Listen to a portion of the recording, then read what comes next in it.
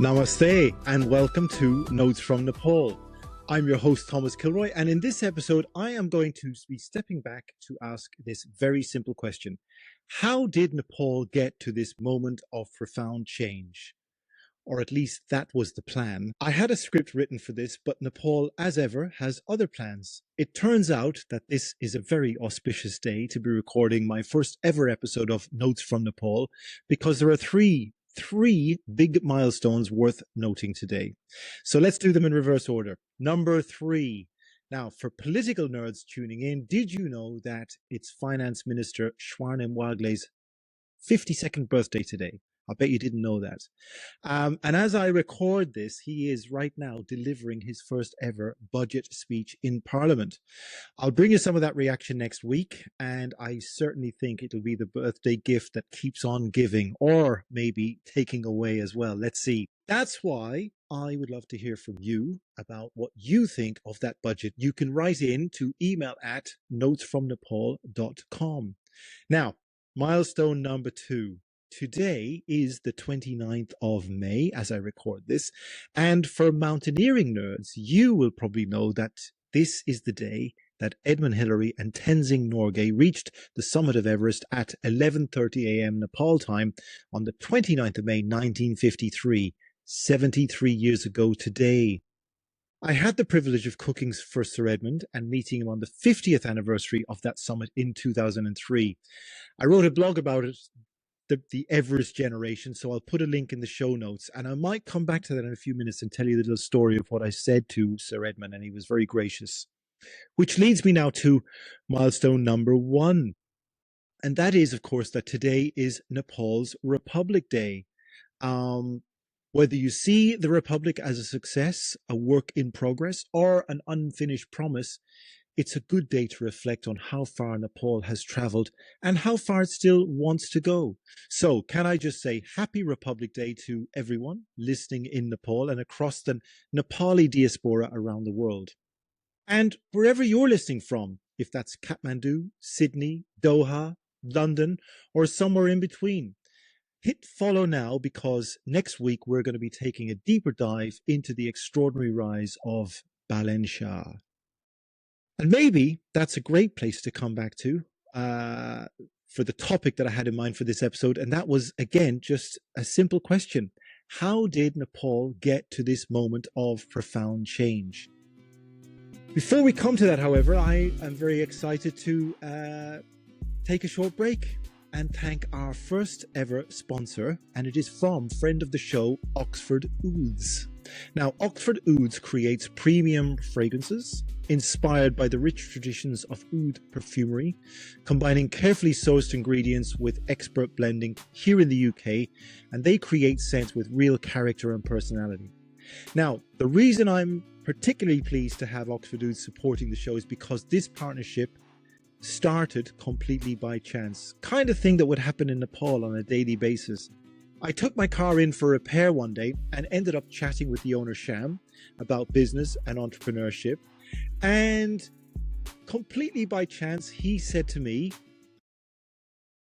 if only I knew somebody who could design Squarespace websites. I've got a fragrance business that I'm trying to launch. And I laughed and I said, well, actually, that's exactly what I do. So together we worked on what that could look like, and I built the Oxford Ouds website for him. And what stood out to me immediately was the passion that he had behind the brand. Sham genuinely understands fragrance, scent layering, and character behind each perfume. He really is very passionate about this. Oxford Ouds is inspired by the richness of traditional oud fragrances, blended with a modern luxury feel that works whether in London, Kathmandu, Dubai, or anywhere in between. And can I tell you, it works for morning, noon, or night, depending on the occasion. Sham has even traveled to Indonesia and other countries, sourcing some of the finest ingredients and inspiration for the collection. And every fragrance is blended here in the UK. These are bold, distinctive scents with real personality. They're the kind of scents that people ask you about when you walk into a room, and I mean that in a nice way. Sham was also so excited about this podcast that he's developing a brand new scent for Notes from Nepal, inspired by the timeless mystique of the Himalayas, so definitely watch this space. Orders ship all over the world. You can explore the collection at www.oxfordouds.co.uk. Just to say that again, that's Oxford Ouds, www.oxfordouds.co.uk. And when you check out, enter the code Notes from Nepal 20. That's all capital letters, no spaces. Notes from Nepal 20, and you will get a 20% discount off any purchase. And can I just say, with Father's Day coming up here in the UK, this could be a fantastic gift idea. That's Oxford Ouds, luxury fragrance with identity, story, and character. My thanks to Sham at Oxford Ouds for supporting the show. So, where was I? That's right, a simple question with a very complex answer. How did Nepal get to this moment of profound change? Let's go back. A few months ago, Nepal felt like a country that had reached breaking point. Across social media, kitchen tables, and in the commentariat, it felt tense, angry, deeply uncertain. Then the government made what, in hindsight, looks like an astonishingly tone-deaf decision. It attempted to ban and restrict major social media platforms, including Facebook, Instagram, WhatsApp, TikTok, and YouTube. Now, officially, they'll say that was overregulation, misinformation, and platform compliance, but widely seen by younger Nepalis as an attempt to control criticism and silence dissent. And in a country where an entire generation has been brought up online politically, socially, and economically, the move backfired instantly. And let me tell you, it backfired spectacularly. What the old political class seemed not to understand was that social media in Nepal was no longer just entertainment. It had become the public square, newsroom, protest movement, job market, diaspora connection, and for some, it was a pressure valve. If political inertia was like a carbon monoxide quietly choking the country, then social media was the oxygen that Gen Z needed to function as a modern, forward-thinking collective. So instead of calming the country down, the ban actually poured fuel onto something that was already burning. Young people were in the streets, but this time the anger felt different, more raw, hotter, like something in the country had finally snapped. So what began as protests against the government's attempt to ban the platforms had turned into a political burning platform, if you will, as things quickly escalated. Within days, it turned into the biggest political unrest Nepal had seen in years. Now, I was in the UK when I started getting messages from friends asking, how were my family back home and was everyone safe? I turned on the TV and I could see crowds surging through Kathmandu. Parliament was stormed and set on fire. Government buildings burned, cars set alight. Politicians' homes were attacked. Videos flooded social media showing smashed offices, safes, burning bundles of burning cash, documents scattered across floors, and furious protesters screaming outside gated compounds. Former establishment figures suddenly looked very vulnerable in a way they hadn't really done before. And the more the state tried to regain control, the worse it became. Police opened fire, tear gas filled the streets, the army was deployed. But this time curfews were ignored. The protesters kept coming back. And by the end of the unrest, I'm sad to say, around 76 or 77 people were dead, depending on the source, with thousands more injured. It really did make it one of the most deadly outbreaks of political violence that Nepal had experienced in decades. And all of it happened incredibly fast. That's the key thing to remember here. Within less than a week, the government had effectively collapsed. Prime Minister K.P. Sharma Oli resigned under enormous pressure. And for many Nepalis, that was the moment that the old political order stopped being relevant. The old political parties looked tired. The moment had come for something new, or someone new. Its moment had arrived. And who was that person? It was the mayor of Kathmandu, who took a bold chance and ran for parliament. But what Balendra Shah did was almost theatrical. He didn't run in a safe urban Kathmandu constituency where his support was strongest. He took the fight to Japa and ran for MP right in the backyard of four-time Prime Minister KP Sharma Oli. I can't tell you the balls that took, but you know what? It paid off. He didn't just beat him, he totally thrashed him. From within Oli's political fortress, Balen got nearly 70,000 votes compared with Oli's 19,000 votes. That, my friend, wasn't a defeat. That was a message. Nepal, or at least the hungry, riled up and yet hopeful demographic known as Gen Z, had elected the rapper turned mayor called Balan Shah as prime minister. And funnily enough, the BBC ran a headline on the day of his taking the oath that said, "Former rapper becomes prime minister." And thousands of comments online said they kind of corrected that and said he wasn't a former rapper, but he was an actual rapper because he had just released his latest song on YouTube just the day before being sworn in. Within 2 days, that song, Jay Maya Kali, had amassed over 7 million views on YouTube. It was almost an anthem for this movement that he was starting. Today, I had a look just before I started recording, and that video has 8.3 million views and almost 600,000 likes and 49,000 comments. It's quite incredible. Of course, with that comes trade-offs.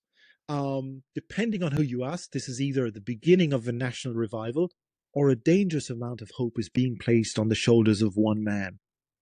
On the one hand, his supporters see him as a disruptive outsider, capable of breaking Nepal's cycle of political stagnation, whereas his critics will argue that it is a personality-driven politics that can quickly become unstable if expectations don't meet the reality. But before we get into the protests and elections and political drama over the next few episodes, I think it's worth understanding the country that produced this moment. So, let's take a look. For me, Nepal is one of those countries that most people think they understand. Mount Everest, Gurkhas, temples, backpackers, momos. Who doesn't love momos? But the real Nepal is more complicated than that. It's deeply spiritual and also, like lots of countries in that part of the world, intensely political. Proud but heavily dependent on money sent home from abroad. And the scale and diversity of Nepal is often surprising to people when they actually break it down. So let's have a look at some statistics. In terms of population, it's around 31 million people, roughly similar to the size of Malaysia or Australia. Within the Kathmandu Valley itself, the population is estimated at around 4 or 5 million people. And that, of course, makes it by far the political, economic, and cultural center of the country. Geography. Let's have a look. Nepal stretches roughly 800 kilometers east to west, but is often less than 200 kilometers north to south, which means you can travel from subtropical jungle to the edge of the Tibetan plateau in a relatively short distance. In terms of its governance, Nepal is divided into 77 districts and 7 provinces, and there are huge variations in language, wealth distribution, ethnicity, infrastructure, and political identity between the regions. In terms of climate zones, Nepal contains tropical plains, subtropical hills, temperate valleys, alpine mountain ranges, and some of the harshest high-altitude environments on Earth. And of course, there's the mountains. Nepal is home to 8 of the world's 14 mountains above 8,000 meters. And I don't know if this is any particular order, but let's start. We've got, of course, the ubiquitous Mount Everest. Paired up with Mount Everest, sharing Everest Base Camp is Lhotse. And then you have Kanchenjunga. My brother-in-law is a tea producer, and his tea gardens are in the shadow of Kanchenjunga. Then there's Makalu, Choyu, Dhaulagiri 1, Manaslu, and of course Annapurna 1, which is just over 8,000 meters. I used to think of ABC as anything but Chardonnay, but it actually now stands for, in my mind, Annapurna Base Camp, and apparently it's one of the most stunning panoramic treks that you can do when you visit Nepal. So I highly recommend it. I've not done it yet. It's on my personal bucket list. In terms of religion, Nepal was officially the world's only Hindu kingdom until 2008, although Buddhism and Hinduism have overlapped culturally here for centuries in ways that often confuse outsiders trying to separate them neatly. But we'll come back to that. And then, of course, there's migration. Before 2026 election, Reuters reported that around 1,500 Nepalis were leaving the country every single day for overseas work. That to me is a staggering figure, and it helps to explain why migration, opportunity, and frustration became such powerful political themes. The Nepal of today is a country shaped by mountains, migration, religion, survival, and constant negotiation. Geographically, between India and China, politically, between the old systems and new expectations, and emotionally, between pride in the country and frustration at what it still struggles to become. This small Himalayan country wedged between two superpowers has spent the last 20 years lurching between monarchy, civil war, democracy, coalition chaos, and now what might be the biggest political reset in a generation. At the same time, an entire generation that grew up online globally connected and exposed to what functioning systems elsewhere look like. So after years of political instability, corruption, scandals, and watching friends leave the country for opportunities abroad, many young Nepalis simply stopped believing the old parties had any real answers left. So before we get into the deeper aspect of protests and elections and political drama, I think it's worth understanding a little bit more about the country that produced this moment. So we're going to go back to the Nepal before the politics. If you've never been to Nepal, I think the first thing that hits you is the geography. The mountains are not just scenery, they shape everything. Roads, trade, communication, migration, and even political control have been shaped by Nepal's difficult terrain and isolated valleys. For centuries, Nepal was never fully colonized, partly because it was simply difficult to control. Kingdoms developed in valleys cut off from one another by hills, rivers, and mountain ranges. And culturally, Nepal became this fascinating overlap between Hinduism and Buddhism. The Buddha himself was born in what is now southern Nepal in Lumbini, which remains one of the most important pilgrimage sites in the Buddhist world today. But in everyday life, the boundaries between the religions can feel really surprisingly fluid. Shrines, rituals, and festivals overlap. You'll see Hindu devotees at Buddhist stupas and Buddhist symbolism inside Hindu spaces.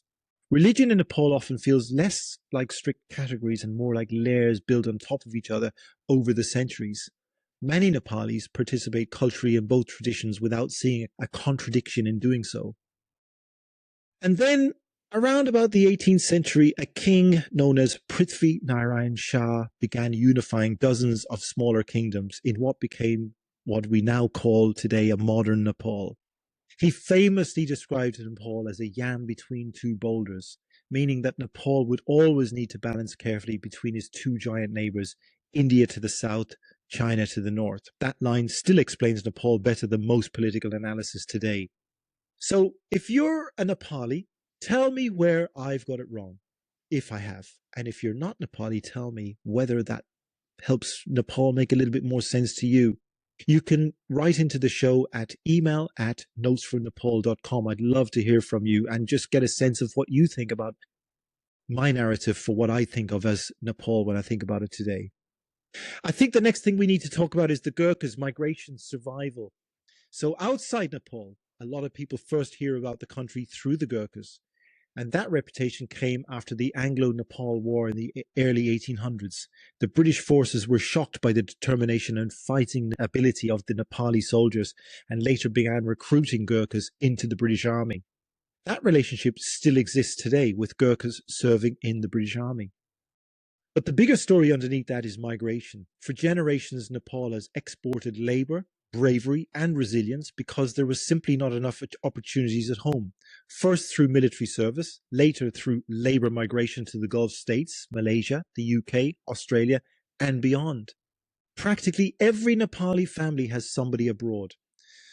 That's why Reuters report that around 1,500 Nepalis were leaving the country every single day for overseas work before the election. That is an extraordinary amount of people leaving the country for a country of Nepal's size. But it also creates a strange contradiction.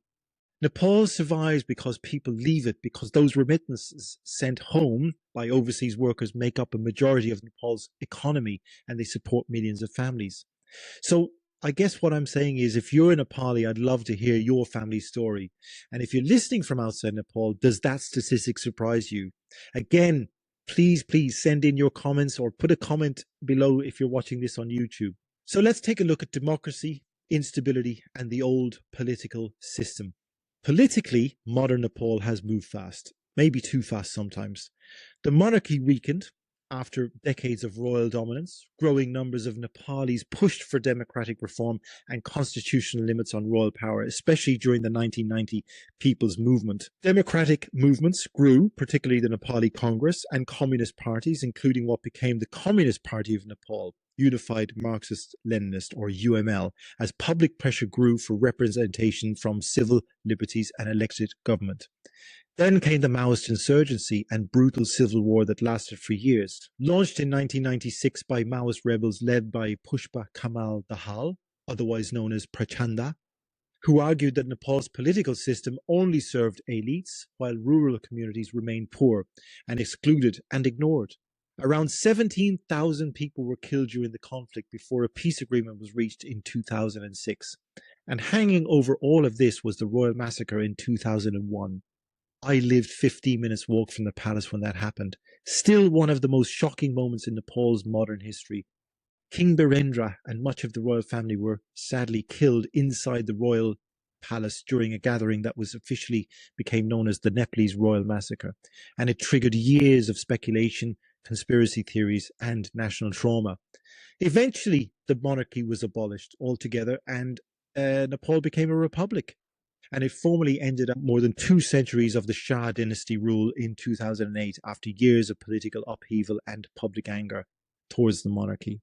Now, I've obviously compressed decades of political history into a couple of minutes, and it's a very broad arc. So, if you're Nepali, tell me what I missed. And if you're not Nepali, tell me what surprised you the most about that journey. I guess what I'm trying to say is that the problem was never that Nepal lacked elections. The problem was that elections rarely seemed to produce stability. Governments changed constantly, coalitions collapsed, and many Nepalis felt political leaders were more focused on power sharing than long-term governance. So, when I first lived in Kathmandu 25 years ago to build Kilroy's, you could already feel this low-level frustration everywhere.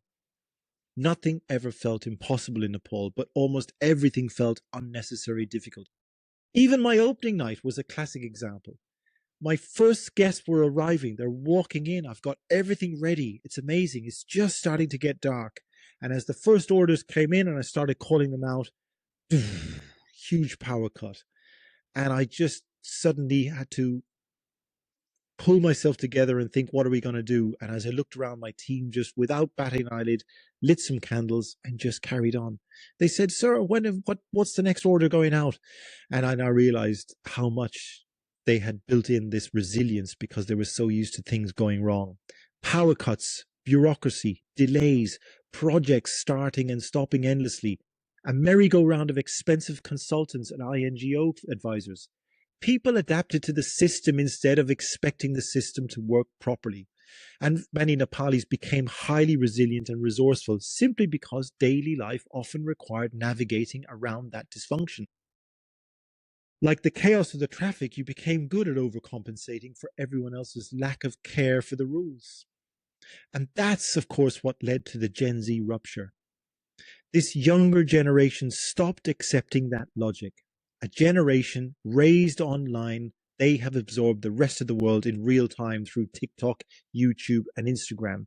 And it's no wonder that young Nepalis compare Kathmandu to Seoul or Singapore or Dubai or London, and then they ask themselves, why are we still living like this? They know what good looks like when they see functioning infrastructure, stronger economies, and more responsive political systems across the globe from the device in their pocket. And that frustration eventually spilled into protests. That frustration boiled up into something that changed Nepal forever, I believe. Not just about one issue, but about a generation rising up and saying, we've had enough. For Nepal's youth, the political system had started to feel like a field full of weeds where the crops should be growing. In other words, the system no longer felt broken temporarily, it felt broken by design. Corruption, nepotism, political deals, business cliques, so-called leaders recycling themselves over and over again. And the result? Brain drain, unemployment, and a country full of untapped potential. It was time for the musical chairs to end. When protesters died during the unrest, something changed emotionally in the country. Their anger was the anvil, and their vote was the hammer which finally shaped a new political reality that the old parties, believe me, they are still reeling from. Because this is where Balan Shah enters the story. Part rapper, part engineer, and 3 parts political disruptor from what I can see of his first 6 weeks in power. But that story is for our next episode of Notes from Nepal, when I'll be taking a deeper dive into his extraordinary journey. When I reflect on this potted history of this jewel in the Himalayas, I do feel that maybe that's what this moment in Nepal really is. A generation deciding it no longer wants to inherit a tired, burnt out, democratic political system. And whether the Balan Shah project works or not, that shift already feels not just hopeful, but irreversible. I guess only time will tell. Right. I've got 5 stories to bring you this week. But before we do that, I just want to say that if you're listening to this on Spotify or Apple Podcasts, or indeed you're watching this on YouTube, send me your questions about Nepal. What do you want explained? What stories are people missing? I'm going to leave the email address on the show notes. And for the stories and the links that I'm sharing, they're all can be found on the show notes, and you can find them at www.notesfromnepal.com. Honestly, I would love to hear from you, just to understand which bits am I getting right, which bits do I still need to learn a little bit more about, and what more would you like me to share with you in my research as I delve into this amazing story. Okay, let's take a look at some stories. First up this week, and this story goes right to the heart of the public mood in Nepal right now. Former minister and Nepali Congress leader Deepak Khadka is reportedly under investigation by the CIAA, Nepal's anti-corruption body. That's the Commission for the Investigation of Abuse of Authority, over allegations of unexplained wealth worth more than 1 billion rupees. I've done the calculation. That's about £5 million, or about $6.5 million. So there's a little bit of explaining to do, I think, on someone's part. The investigation reportedly intensified after large amounts of cash were recovered from his residence. And whether this case ultimately leads to prosecution or not, it's stories like this which helps explain some of that public anger around corruption that has become so intense in Nepal over the last few years. Again, like I said, I'll put a link in the show notes just so that you can read that yourself. And stories like Deepak Khadka's investigation are also why this next story struck such a nerve with me personally this week. And this was reported by Sher Sanskar on Facebook. According to Nepal's Auditor General, get this, land purchased by Nepal in Colombo, Sri Lanka, back in 1989 for a future embassy may have been sold twice to private individuals. Yes, twice. Apparently, the ownership paperwork was never fully secured, and parts of the land were allegedly transferred decades ago. And now, whether this turns out to be incompetence, corruption, negligence, or some combination of all three, people hear stories like this and immediately ask the same thing. How does this even happen? After years of scandal, bureaucratic dysfunction, and allegations of political protection, many Nepalis no longer see these stories as isolated incidents. They see a pattern. I'll put a link in the show notes for you to see that yourself. But I really did have to read that twice because I just couldn't believe what I was reading. Now, from politics and corruption to Everest. This year, Nepal issued 494 Everest permits, the highest number in history. And on a single day in May, just last week, more than 270 climbers reportedly reached the summit from the Nepal side alone. I'm going to share a video in the show notes by Thiring Sherpa, which I saw on Facebook, and it really is quite incredible to see. The images are extraordinary. I mean, huge queues of climbers inching their way towards the summit in bright suits while drones film the whole thing from above. They look like tiny ants just climbing up the side. And what makes this especially interesting is that I'm actually recording this episode on the 29th of May, the anniversary of that first successful Everest ascent by Sir Edmund Hillary and Tenzing Norgay in 1953. And that kind of makes the contrast between the old Everest and the modern Everest pretty surreal. I'll put a link in the show notes for you to see that. And also, I'll put a link into a blog that I wrote just recently over on my website, kilroysofkathmandu.com, called Cooking for the Everest Generation, about the climbers, the guides, and the expedition world that used to pass through kilometers of Kathmandu. And if you've got your own Everest story, whether you've climbed it or trekked to the base camp or just dreamt about maybe just visiting, I'd love to hear from you. You can send an email to email@notesfromnepal.com. And staying in the Everest world for a moment, the Himalaya has lost one of its great characters with the death of the legendary expedition organizer Henry Todd, known to many simply as the Todd Father. If you spent time around Everest Base Camp over the last few decades, there's a good chance that you knew who he was. He organized more than 70, I believe, Himalayan expeditions. He survived avalanches, earthquakes, and he even survived a plane crash. He has become part of the Everest folklore itself. And he was also a regular at my restaurant over the years, which makes writing about him in the past tense feel really strange. I used to really enjoy coming out and joining his table for a few minutes and a drink. I'd have just finished a very busy service in the kitchen, and he was obviously just entertaining his clients, either just before they set off for the mountains or maybe celebrating a successful expedition up to base camp when I knew him. I'll put the full tribute and background links in the show notes because his story really does capture an entire era of the Himalayan community. So rest in peace, my friend. He really was a legend of the Himalayan climbing community. And finally, I just wanted to think about, something a little bit more reflective, and it's about yaks. Did you know that it was National Yak Day on the 20th of April? Who knew? I'll tell you who knew. Ken Shimizu, I hope I pronounced that correctly, writing for the Nepali Times, wrote about National Yak Day and the growing concern around the future of Nepal's traditional yak economy. Now, on the surface, that might sound a bit niche, but it touches on something much bigger: migration, climate change, depopulation of mountain communities, and the slow disappearance of traditional Himalayan life.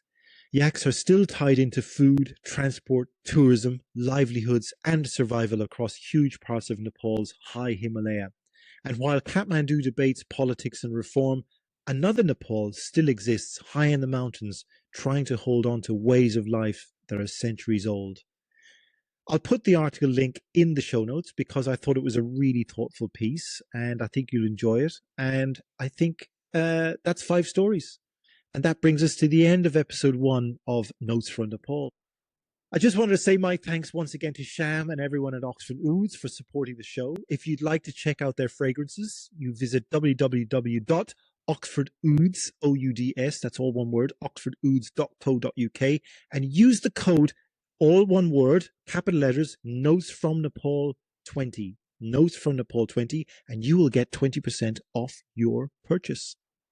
If you have thoughts on today's episode, or any questions about Nepal, or topics that you'd like me to explore in future episodes, I'd love to hear from you. Just drop me a note at email@notesfromnepal.com. And once again, happy Republic Day to everyone listening in Nepal and across the Nepali diaspora around the world. If you enjoyed the show, please follow, subscribe, and leave a review wherever you get your podcasts. And if you're watching on YouTube, give the video a like, subscribe to the channel, and leave your reflections in the comments below. I'm your host, Thomas Kilroy. Thank you for tuning in to Notes from Nepal. Namaste, and I will see you next time.